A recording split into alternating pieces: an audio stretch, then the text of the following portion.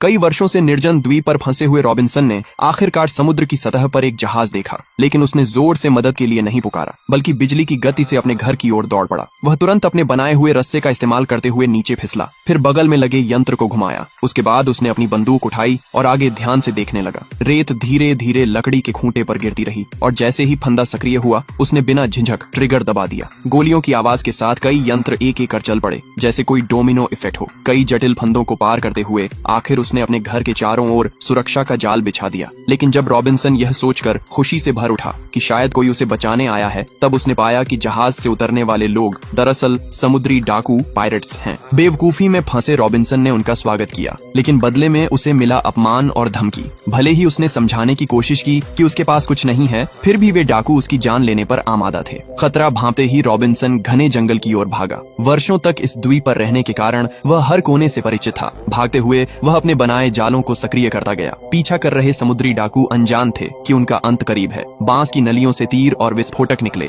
एक डाकू सीधे धमाके में उड़ गया। अपने साथी की मौत देखकर बाकी दोनों चौकन्ने हो गए और आसपास देखने लगे। तभी एक डाकू के पैर के नीचे छिपा जाल खुल गया। वह चीख भी न सका और हवा में लटक गया। आखिरी डाकू अब बहुत सावधान होकर चलने लगा। हर कदम से पहले वह डंडे से जमीन को टटोलता। उधर रॉबिन्सन ने चीखें सुनी तो सोचा सब खत्म हो गया, लेकिन तभी एक गोली उसके पास से गुजरी। दरअसल आखिरी डाकू अभी जिंदा था। तभी अचानक एक काला आदमी शुक्रवार प्रकट हुआ। उसने धनुष खींचकर तीर चलाया और डाकू के कंधे में मार दिया। ये वही शुक्रवार था जिसे रॉबिन्सन ने कभी नरभक्षियों से बचाया था। दोनों ने मिलकर घायल डाकू से पूछताछ की, वो लोग यहाँ क्यों आए थे। पहले तो वह कुछ नहीं बोला, लेकिन जब शुक्रवार ने इलाज का बहाना किया तो सच्चाई सामने आई। उन्हें एक खजाने का नक्शा मिला था जिसके इशारे उन्हें इस द्वीप तक ले आए थे। रॉबिन्सन ने जब यह जाना तो गुस्सा शांत किया, क्योंकि वह उनके जहाज का इस्तेमाल करके द्वीप से भागना चाहता था। वह कप्तान से बातचीत करने तट की ओर बढ़ा, लेकिन तभी समुद्री डाकू सरदार आ पहुंचा। उसे पता चला कि रॉबिन्सन यहाँ दसियों सालों से रह रहा है, तो उसने उसे मजबूर किया कि वह खुद उनके लिए खजाना ढूंढे। रॉबिन्सन को धमकाकर उन्होंने एक मानचित्र दिखाया जो पूरे द्वीप का विवरण था। वह देखकर रॉबिन्सन दंग रह गया, पर समझ गया कि अगर खजाना मिल गया तो शायद वो और शुक्रवार दोनों मारे जाएंगे। इसलिए उसने नाटक किया